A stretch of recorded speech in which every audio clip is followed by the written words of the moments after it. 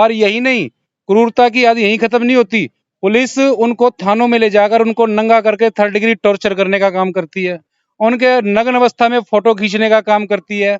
और सबसे बड़ी जलीलता की, कमीनेपन की, नीचता की हद ये है कि पुलिस उनसे ये कहती है उनके थर्ड डिग्री टॉर्चर करते टाइम कि है ना, अपने डेड बॉडी का अंतिम संस्कार कर दो, नहीं तो बाकी जो रह रहे हैं बाहर उनको भी अंदर करेंगे। नहीं, सबसे पहले तो बात आपको मैं बता देती हूँ कि ये सरकार ने जो नारा दिया है बेटी बचाओ बेटी पढ़ाओ, ये नारा नहीं, ये चेतावनी है। ये चेतावनी ऐसी है, जितनी भी बेटियां अभी असुरक्षित फील कर रही हैं आपको, और अभी बलात्कार, छेड़छाड़, कितने भी इतनी प्रॉब्लम्स आ रही हैं, ये 2014 के बाद और भी बढ़ चुकी हैं। तो ये इस बात में मैं कहूंगी कि ये नारा नहीं, ये चेतावनी है। भी अपनी बेटी बचाई जा सकती है तो आप बचा लो।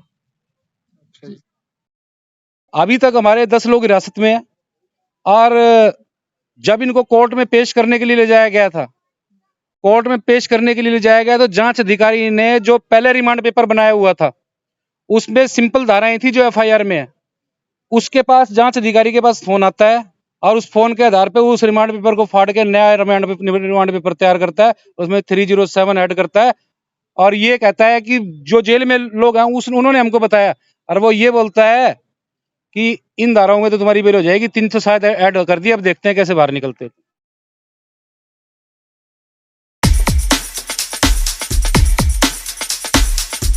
नमस्कार साथियों, आप जुड़ चुके हैं हरियाणा बोल न्यूज़ के साथ। और आज विक्रम कापड़ो हत्याकांड मामले को 17 से 18 दिन हो चुके हैं और अभी तक दलित समुदाय को इंसाफ मिल पाया है या नहीं, यहाँ पर उपस्थित लोगों से हम सारी बातें जानने का प्रयास करेंगे।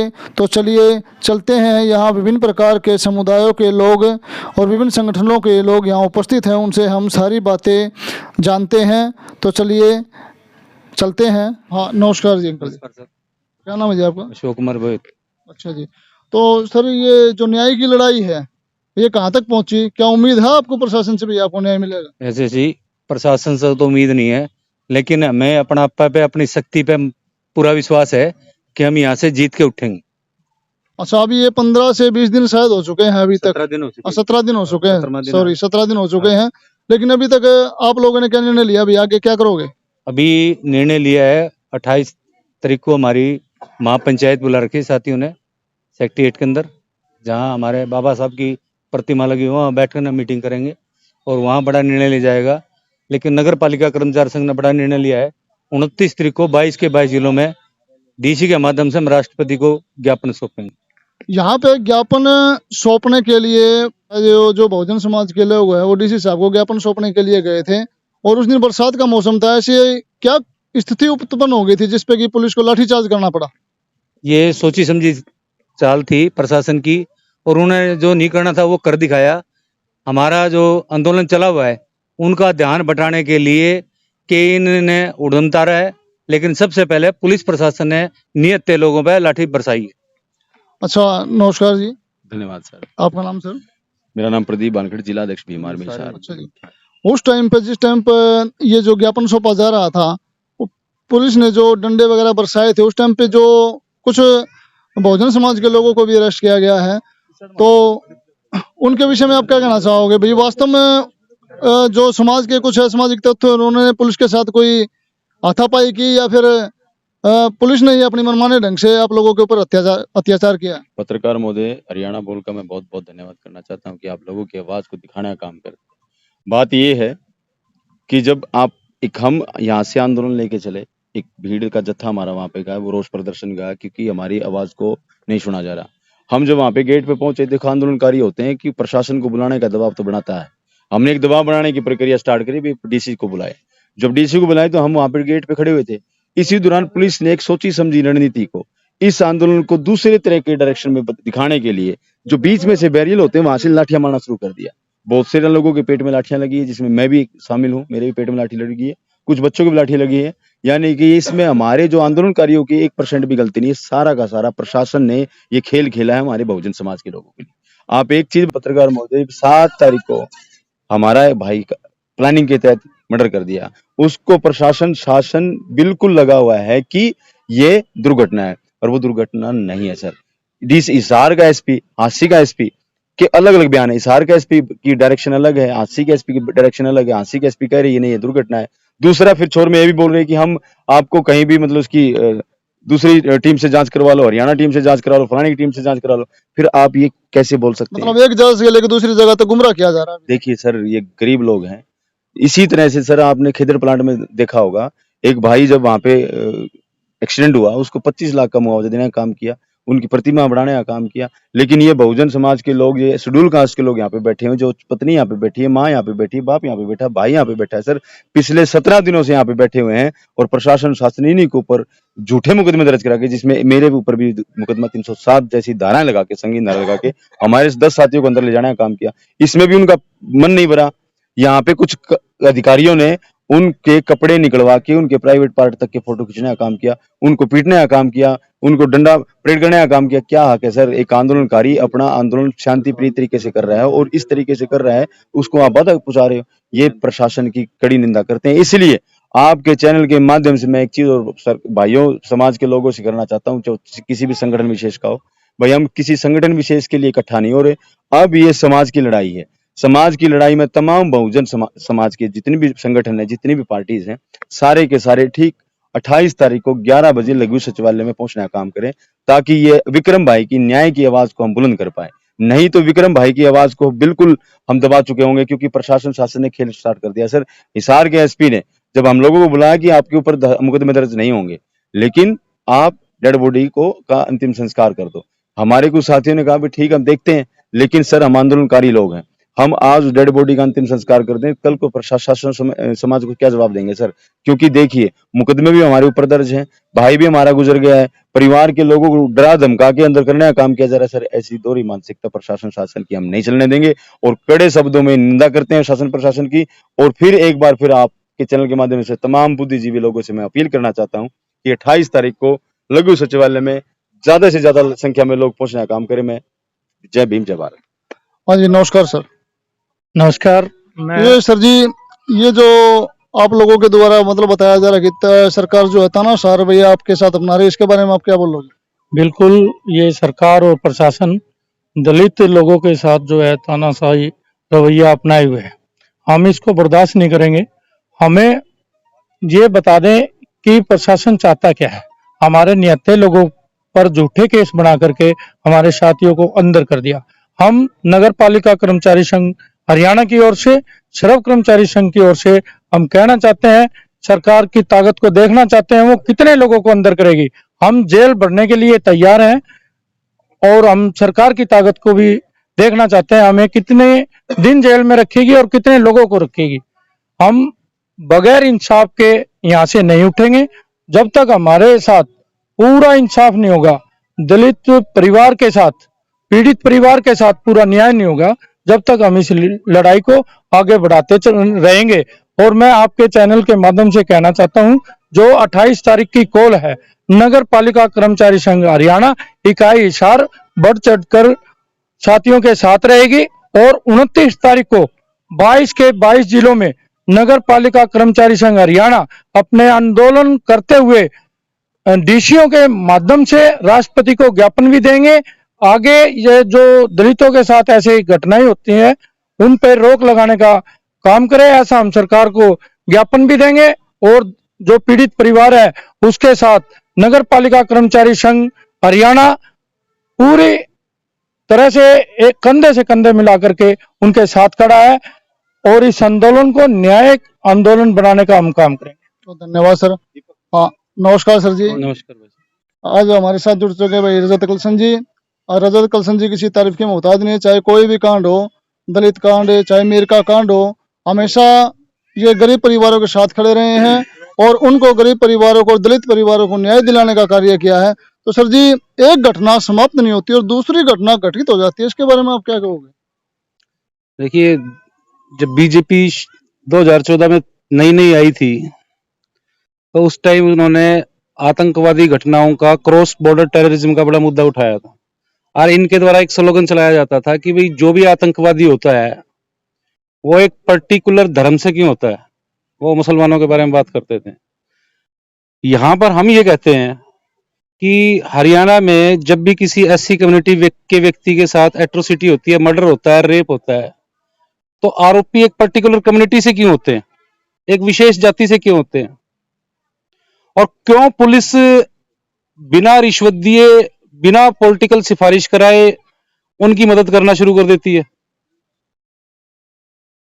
माना कि आपका डिप्टी चीफ मिनिस्टर आपका आदमी है, थानों के इंचार्ज आपके आदमी है, डीजीपी आपका आदमी है, सब चीज सब सारे सारे लोग आपके उसमें है, लेकिन एक कॉन्स्टिट्यूशन नाम की चीज भी है जिसमें हर पुलिस अधिकारी को, हर मंत्री को, राष्ट्रपति को, प्रधानमंत्री को पद ग्रहण करने से पहले एक शपथ ग्रहण कराई जाती है। और उस शपथ में ये लिखा होता है कि हम किसी की जाति देखे बिना, किसी का धर्म देखे बिना, किसी का रंग देखे बिना, किसी का जेंडर देखे बिना सबके साथ न्याय करने का काम करेंगे। लेकिन काम बिल्कुल इसके विपरीत हो रहा है। कापड़ों वाले मामले में ये पहली घटना नहीं है। इससे जस्ट 1 महीना पहले सिसाई में एक व्यक्ति की हत्या हुई थी, वो भी अपने वाल्मीकि समाज से ही था। उसमें भी वो भी हांसी में हुआ था। एसपी हांसी की जांच अधिकारी भी वही था जो इस केस में। उस मामले में भी पुलिस को इन्वेस्टिगेशन ट्रांसफर करनी पड़ी थी, एसआईटी बनानी पड़ी थी। उस मामले से पुलिस ने कोई सबक नहीं सीखा। अब मामला घूम फिर के यहाँ पे आ गया है। वही जांच अधिकारी, वही एसपी, मतलब कोई सबक सीखने की बजाय और गलतियां पे गलतियां ही करने का ये काम कर रहे हैं। मतलब न्याय मांगने के लिए ये गरीब लोग अपने काम धंधे मजदूरी छोड़कर, गांव छोड़कर, घर छोड़कर यहाँ पे सिविल अस्पताल में बैठने के लिए मजबूर है। इनके पीछे घर हैं, छोटे छोटे बच्चे हैं, इनके पशु हैं, इनका जो गुजारा होता है वो रोज कमाई करेंगे तो शाम को इनके घर में खाना बनेगा। ये उन सब की चिंता छोड़कर पीड़ित परिवार को न्याय दिलाने के लिए यहाँ बैठे हुए हैं। उसके बावजूद इन चीजों को नजरअंदाज करके पुलिस जो है न्याय मांगने वाले जो पीड़ित परिवार है उन्हीं के ऊपर लाठियां बांधती है, उन्हीं के को गिरफ्तार करती है, उन्हीं को 3rd डिग्री टॉर्चर करती है, उन्हीं के ऊपर 307 में मुकदमे दर्ज करती है। और यही नहीं, क्रूरता की याद यहीं खत्म नहीं होती। पुलिस उनको थानों में ले जाकर उनको नंगा करके 3rd डिग्री टॉर्चर करने का काम करती है, उनके नग्न अवस्था में फोटो खींचने का काम करती है। और सबसे बड़ी जलीलता की, कमीनेपन की, नीचता की हद ये है कि पुलिस उनसे ये कहती है उनके 3rd डिग्री टॉर्चर करते टाइम कि है ना, अपने डेड बॉडी का अंतिम संस्कार कर दो, नहीं तो बाकी जो रह रहे हैं बाहर उनको भी अंदर करेंगे।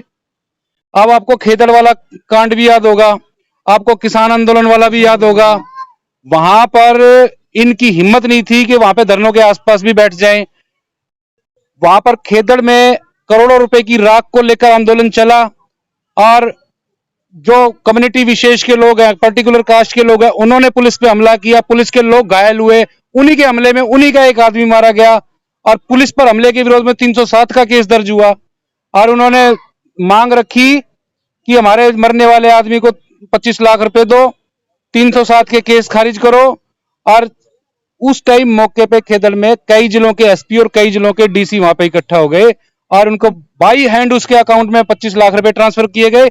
और सबसे बड़ी बात, उस आदमी का एक बुत बना के वहां पे लगाया गया और उसका इनॉग्रेशन गवर्नमेंट के लोगों ने किया। तो क्या मतलब उस कास्ट में कोई बंदा पैदा हो जाए, क्या प्रिविलेज है उसको, कोई विशेषाधिकार है हमारे समाज के लोगों को मारने के, उनको कत्ल करने के, उनकी बेटियों के साथ छेड़छाड़ करने के?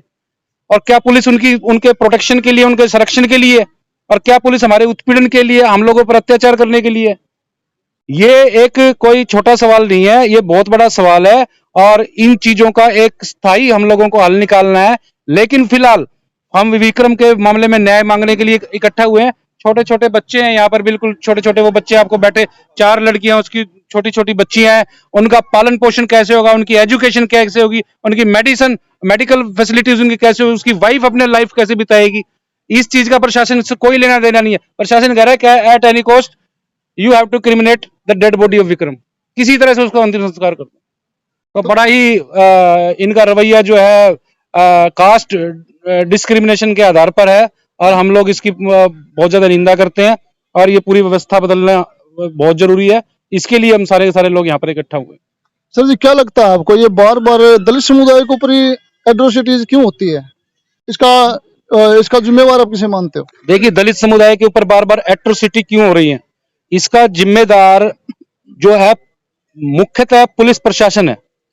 अब आप इस मामले में देखिए, कापड़ों वाले मामले में अगर पुलिस इस थ्योरी को एस्टेब्लिश करने में सफल हो जाती है कि ये एक्सीडेंट का केस था और जिसने कत्ल किया है उसके अंदर किस तरह की फीलिंग आएगी, मैंने तो आदमी भी मार दिया और मैं तो मर्डर के केस को एक्सीडेंट पुलिस की मदद से करार दे दिया और मैं एक और मार दूंगा, क्या फर्क पड़ेगा? क्यों? बड़े मजे की बात है, पुलिस हमारे साथ है। ये नारे लोग उस टाइम 1992 में जब आरक्षण का आंदोलन था उस टाइम भी पुलिस पीछे पीछे होती थी, ये आगजनी करते थे और ये नारा लगाते थे, बड़े मजे की बात है, पुलिस हमारे साथ है। अच्छा, अभी तक कितने लोग हिरासत के अंदर है? अभी तक हमारे 10 लोग हिरासत में है और जब इनको कोर्ट में पेश करने के लिए ले जाया गया था, कोर्ट में पेश करने के लिए ले जाया गया तो जांच अधिकारी ने जो पहले रिमांड पेपर बनाया हुआ था उसमें सिंपल धाराएं थी जो एफआईआर में है, उसके पास जांच अधिकारी के पास फोन आता है और उस फोन के आधार पर उस रिमांड पेपर को फाड़ के नया रिमांड पेपर तैयार करता है, उसमें 307 ऐड करता है और ये कहता है कि जो जेल में लोग हैं उन्होंने हमको बताया और वो ये बोलता है कि इन धाराओं में तो तुम्हारी बेल हो जाएगी, 300 शायद ऐड कर दिया, अब देखते हैं कैसे बाहर निकलते। ये मेरे साथ वकील साहब है, ये लाइव टेलीकास्ट हम लोगों ने सुना आपने। तो सर जी बहुत बहुत धन्यवाद सारी जानकारी देने के लिए।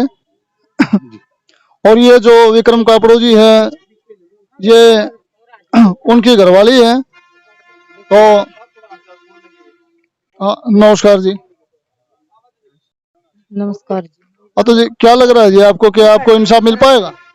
जी ऐसे तो लग रहा नहीं है इंसाफ मिल पाएगा, हमें तो लाठियों से मार कूट के अंदर किया जा रहा है। ऐसे तो कोई इंसाफ नहीं मिल रहा है हमें। अभी तक तो यहाँ पर बैठे हुए में पूरा 18 दिन हो चुके हैं, अभी हमें कोई इंसाफ की उम्मीद नहीं है, सरकार से कुछ भी नहीं मिल पाया है। तो साथियों देखिए बड़े ही निर्दयी घटना है।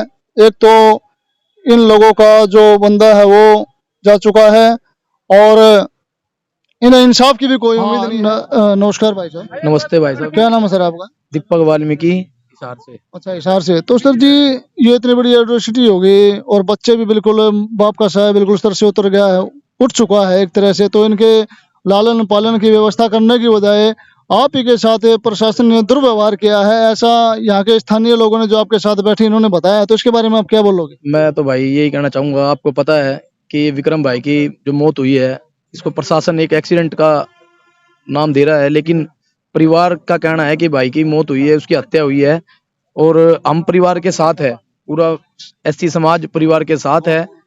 और मैं ये भी कहना चाहूंगा कि देखिए कितना न्याय हो रहा है। एक तो भाई की मौत हो गई, ऊपर से उसी परिवार के ऊपर लाठी बरसाई जाती है, समाज के ऊपर लाठी बरसाई जाती है, केस बना दिया गया उन पर झूठे केस में, कुछ हमारे साथी जेल के अंदर चले गए। और भाई साहब सबसे बड़ी बात पता क्या सबसे बड़ी बात है, अब आपने देखा होगा छोटे छोटे बच्चे हैं, देखो उस साइड में उनके बच्चे हैं छोटे छोटे, तो वो बच्चे अब भाई साहब कहते हैं ना जैसे सरकार का ही मान लो नारा है भाई बेटी बचाओ बेटी पढ़ाओ। मैं कैमरामैन से कहूंगा कि एक बार उन बच्चों का जो छोटे छोटे बच्चे हैं उनका दृश्य दिखा के। साथियों एक जगह तो सरकार नारा देती है बेटी पढ़ाओ और बेटी बचाओ। अब ये देखिए ये चार बेटियां हैं विक्रम कापड़ो की, यहाँ पर इनकी पढ़ाई भी बाधित हो रही है। अब इनका लालन पालन कौन करेगा?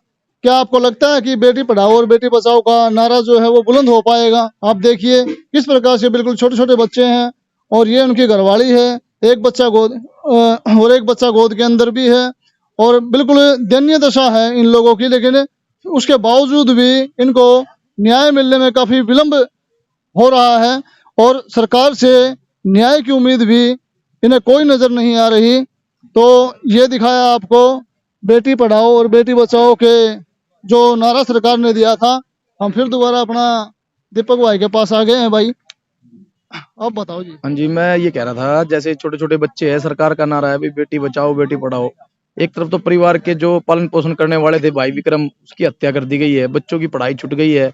अब 17 दिनों से ये बच्चे, इनके परिवार के लोग, इनकी महिलाएं यहाँ 17 दिनों से धरने पे बैठे हैं, ना तो कमा रहे हैं और ना ही अपने बच्चों को पढ़ा सकते हैं। तो मैं सरकार तक मेरा मैसेज देना चाहता हूँ कि है ना जल्द से जल्द इसकी कार्रवाई की जाए, उन दोषियों को अरेस्ट किया जाए और हमारे भाई विक्रम को न्याय मिले, परिवार को न्याय मिले।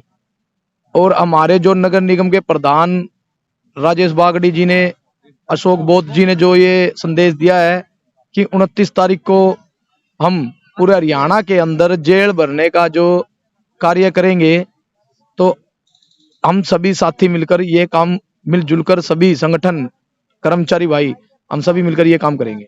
हाँ, नमस्कार जी। जो सरकार ने जो नारा दिया है बेटी पढ़ाओ और बेटी बचाओ, क्या लगता है ये बेटी पढ़ सकेंगी ऐसे हालातों के नहीं, अंदर? सबसे पहले तो बात आपको मैं बता देती हूँ कि ये सरकार ने जो नारा दिया है बेटी बचाओ बेटी पढ़ाओ, ये नारा नहीं, ये चेतावनी है। ये चेतावनी ऐसी है, जितनी भी बेटियां अभी असुरक्षित फील कर रही हैं आपको, और अभी बलात्कार, छेड़छाड़, कितने भी इतनी प्रॉब्लम्स आ रही हैं, ये 2014 के बाद और भी बढ़ चुकी हैं। तो ये इस बात में मैं कहूंगी कि ये नारा नहीं, ये चेतावनी है। भी अपनी बेटी बचाई जा सकती है तो आप सब बचा लो। अच्छा, नमस्कार सर जी। सर, ये जो एक के बाद एक इतनी घटनाएं हो रही हैं और ये ऐसे अत्याचार केवल दलित लोगों के साथ ही क्यों हो रहे हैं, आप इनका जिम्मेवार किसे मानते हो? इनका जिम्मेवार मैं पुलिस प्रशासन को मानता हूँ, क्योंकि देखिए कि जितने भी केसेस होते हैं एट्रोसिटी, जितनी SC/ST लोगों पे होते हैं, वो अपर कास्ट जो अपने आप को समझते हैं अपर कास्ट, वही लोग करते हैं हमारे ऊपर एट्रोसिटी। क्योंकि जितनी बार भी ये हुआ कि एट्रोसिटी हुई है और उसके बाद किसी भी व्यक्ति पे, जाति विशेष के लोगों पर प्रशासन का और शासन का प्रभाव होता है, वो छोटे कुछ अपने प्रभाव के दायित्वों को समझते हुए जो उनके उच्च अधिकारी है उनको बरी करवा देते हैं, इनकी उपरोक्त केसेस में उनको निकाल देते हैं। इस वजह से एट्रोसिटी हमारे ऊपर होती है। तो जैसे कि मान लो SC/SC एक्ट है और कई तरह के तमाम तरह के कानून होने के बावजूद भी ऐसी तरह की घटनाओं को अंजाम किस प्रकार दिया जा रहा है? क्यों ऐसे कानूनों से लोग डरते क्यों नहीं भाई? एक जैसे कि मान लो पहले भी एक मिर्गा कांड हुआ था, तो कोई ना कोई ऐसा सख्त कानून सरकार को बनाना चाहिए जिससे कि कोई दूसरा व्यक्ति किसी दूसरे व्यक्ति के ऊपर एट्रोसिटी करते हुए कम से कम 100 बार सोचे भाई मुझे ऐसा काम नहीं करना। तो इसके बारे में आप क्या बोलोगे? जी बिल्कुल, जो SC/ST एक्ट कानून बनाया गया है वो हमारे लिए बनाया गया, लेकिन इसमें हमारे लोगों की बहुत सारी कमियां हैं। जैसे कि हम 18 दिन से एजिटेशन में बैठे हैं और एजिटेशन खत्म होने के बाद कुछ लोग जब SC/ST एक्ट की धाराओं के तहत मुकदमे दर्ज होते हैं, तो उन धाराओं को मानते हुए कुछ लोग उनको पता है कि इन केसेस में एक्चुअल हकीकत में सजाएं होती है और बहुत क्रिटिकल सजाएं मिलती है, लेकिन कुछ लोग अपर कास्ट के कुछ हमारे युवाओं को और बुद्धिजीवी व्यक्तियों को, जो मैं बुद्धिजीवी नहीं कहना चाहूंगा, जो बेचारे दबे कुचले लोग हैं, उनको अपने हक और हकूक का हवाला देके, थोड़े से पैसों का लोभ या लालच देके और डरा धमका के जबरदस्ती उनसे फैसले करवा दिए जाते हैं। जो मुकदमे जिनके फैसले होते हैं दबाव में फैसले होते हैं और SC/ST कमीशन तक नहीं पहुंच पाते, इसलिए SC/ST एक्ट कानून कमजोर पड़ गया। अच्छा, अभी आप लोगों का अगला कदम क्या होगा? हम लोगों का अगला कदम ये होगा कि जो हमारे साथी जेलों में पड़े हैं उनको निकलवाने का हम कार्य करेंगे, और जितने दिन तक हमें अनशन करना पड़े, क्योंकि एक विक्रम कापड़ो नहीं मरा, पूरा समाज आज उनके साथ है। प्रदेश का हर बेटा विक्रम कापड़ो बनकर अपनी डेड बॉडी का जो के लिए न्याय है वो न्याय की गुहार करेगा, और जितने साथी हमारे जेलों में पड़े उनको निकलवाएंगे। जितने भी हमारे ऊपर मुकदमे बनेंगे हम उनके लिए तैयार हैं, और जब तक ये न्याय हमें नहीं मिल पाता हम यहाँ धरना प्रदर्शन करते रहेंगे। जैसे दलित समुदाय के लोग DC साहब को ज्ञापन देने के लिए उनके द्वार पर पहुंचे, न्यायालय के द्वार के ऊपर पहुंचे, और ऐसी क्या कंडीशन हो गई थी कि पुलिस वालों को लाठीचार्ज करना पड़ा? देखिए, पुलिस को लगता था कि ये जो वाल्मीकि दलित समुदाय के जो व्यक्ति हैं, कि उनको लगता था कि कहीं ये अपनी मांग पत्र प्रशासन तक ना दे दे, और प्रशासन तक दे देंगे तो जो हमारी पोल है वो खुल ना जाए, क्योंकि जो विक्रम कापड़ो जो लड़का है उसको 24 इंजरी लगी हुई है और क्रिटिकल हालात में उसको मारा गया है। और डॉक्टरों ने बताया कि जो साइड जो स्कल होती है, स्कल की हड्डी टूटी हुई थी, तो डॉक्टरों को भी लगता है कि मर्डर है, लेकिन स्पष्टीकरण अभी किसी ने नहीं दिया है। अगर हम अपना ज्ञापन शांति से देते तो शायद हमारी सरकार बात सुनता, लेकिन पुलिस ने अपनी मनमर्जी से और इन दलितों के ऊपर लाठीचार्ज करके बड़ा एक घिनौनी हरकत की है। आप खुद एक अधिवक्ता हो, तो क्या आपको लगता है कि आप लोग ये जो पीड़ित परिवार इनको न्याय मिल पाएगा? जी, मुझे नहीं लगता कि न्याय मिल पाएगा, क्योंकि हमारे से जो अपर कम्युनिटी के जो लोग हैं, जिनका जो बाहुबली जिनको कहते हैं, उन लोगों का अभी तक दबदबा, क्योंकि शासन और प्रशासन का कोई भी पदाधिकारी आज तक मौके पर नहीं पहुंचा। अगर हमने थोड़ा सा प्रयास करने की कोशिश की, अपना शांतिपूर्वक ज्ञापन देने की कोशिश की, तो हमारे युवाओं को के साथ लाठीचार्ज किया गया और उन्हें जबरदस्ती जेलों में ठूस दिया गया। जबकि और हमें बताया गया, जो हमारे साथी जिनको छोड़ा गया था उनको बताया गया कि तुम लोगों को छोड़ रहे हैं, अगर उसका डेड बॉडी का संस्कार कर दिया तो ठीक है, नहीं तो तुम्हें भी 307 जैसे संगीन धाराओं के साथ गिरफ्तार कर लेंगे। चलो, धन्यवाद जी। साथियों, विक्रम कापड़ो मामले में जो उनके परिजन हैं और जो यहाँ पर बहुजन समाज के लोग इकट्ठा हो रहे हैं, वो पुलिस की कार्रवाई पर कहीं ना कहीं सवाल खड़े कर रहे हैं कि पुलिस प्रशासन अपना कार्य ठीक ढंग से करने में नाकाम है और प्रदर्शनकारियों के ऊपर ही लाठीचार्ज किया गया है और इन्हीं के लोगों को अंदर जेलों के अंदर ठूसा गया है। तो प्रशासन से भी कहीं ना कहीं जो दलित समुदाय के लोग बड़े ही नाराज नजर आ रहे हैं। तो साथियों, आगे की जो भी कार्रवाई होगी हम आपको दिखाते रहेंगे, बने रहिए आप हमारे हरियाणा बोल न्यूज के साथ।